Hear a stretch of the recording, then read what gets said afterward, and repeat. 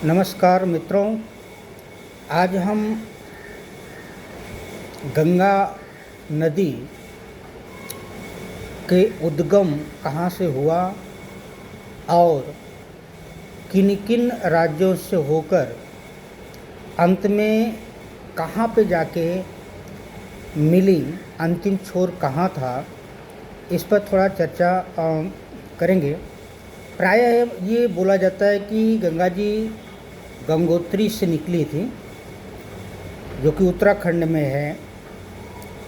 तो गंगा जी गंगोत्री से जो निकली हैं, वो जो लोग बोल रहे हैं वो कोई गलत नहीं है, लेकिन असली चीज़ है कि जहाँ पे बद्रीनाथ धाम है वहाँ से गंगा नदी का जो शुरुआत है, तो शुरू में दो नदियाँ निकलती हैं। एक को विष्णु नदी बोलते हैं, एक को आपका ये धौली नदी। ये विष्णु नदी और धौली नदी दोनों एक जगह आके मिलती हैं, जिसको हम विष्णु प्रयाग कहते हैं।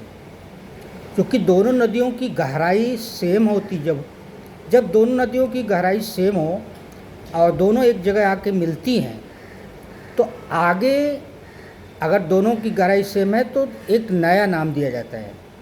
अगर दोनों की गहराई सेम नहीं है तो एक नर्मदा, तो अलखनंदा नाम दिया गया।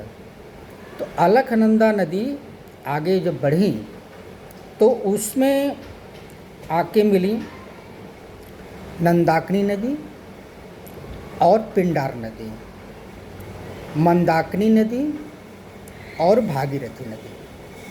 ये नदियाँ मिल करके गंगा नदी बनी। तो गंगा नदी जो तो संपूर्ण 4-5 नदियों से मिलके बनी, तो वो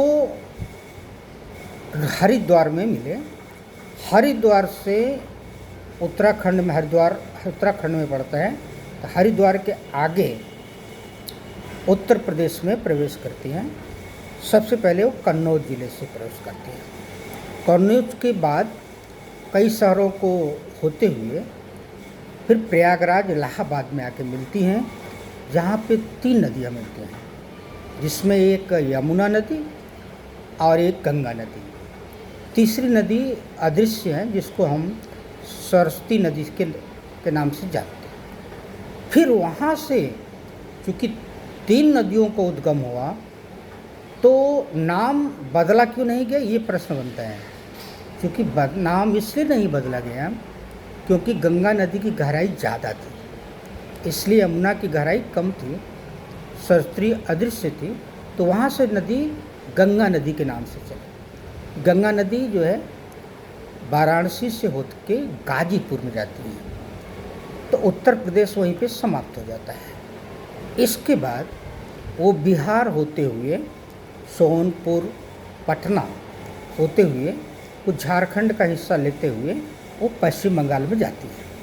तो पश्चिम बंगाल में वहाँ 2 भाग बढ़ जाता है, एक हुगली नदी और एक गंगा नदी। तो हुगली नदी तो पश्चिम बंगाल में ही सीमित हो जाती है।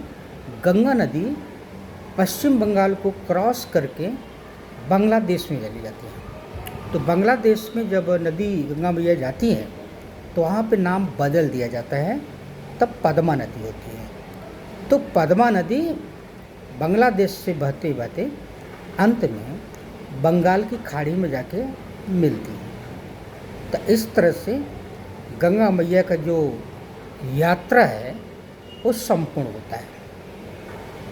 जय श्री राम।